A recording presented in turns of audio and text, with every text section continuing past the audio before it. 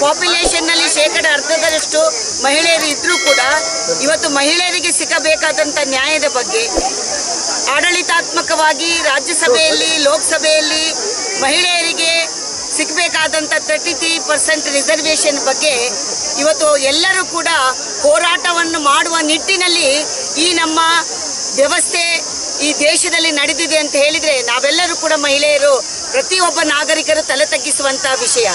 ದೇವರು ಕೊಟ್ಟರು ಪೂಜಾರಿ ಬಿಡಲ್ಲ ಅಂತ ಒಂದು ಗಾದೆ ಇದೆ.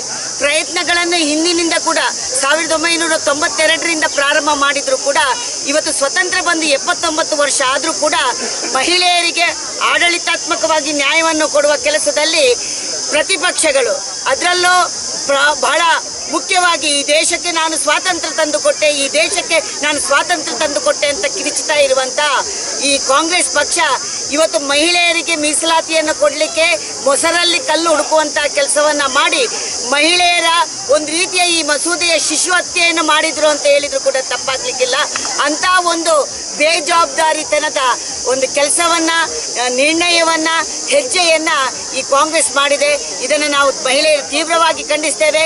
ಯಾವುದೇ ಕಾರಣಕ್ಕೂ ಮಹಿಳೆಯರ ಮೀಸಲಾತಿ ಮಸೂದೆ ಬೀಳಬಾರ್ದು, ಇದಕ್ಕೆ ನಮಗೆ ನ್ಯಾಯ ಒದಗಿಸಿಕೊಡ್ಬೇಕೆನ್ನುವ ನಿಟ್ಟಿನಲ್ಲಿ ಇವತ್ತು ದೇಶಾದ್ಯಂತ ಬೇರೆ ಬೇರೆ ಸಂಘ ಸಂಸ್ಥೆಗಳು ಮಾಡುವುದರ ಜೊತೆಗೆ ಭಾರತೀಯ ಜನತಾ ಪಕ್ಷದ ಮಹಿಳಾ ಮೋರ್ಚಾ, ಯುವ ಮೋರ್ಚಾ ಎಲ್ಲ ಒಟ್ಟಾಗಿ ನಾವು ಹೋರಾಟವನ್ನು ಮಾಡ್ತಾ ಇದ್ದೇವೆ.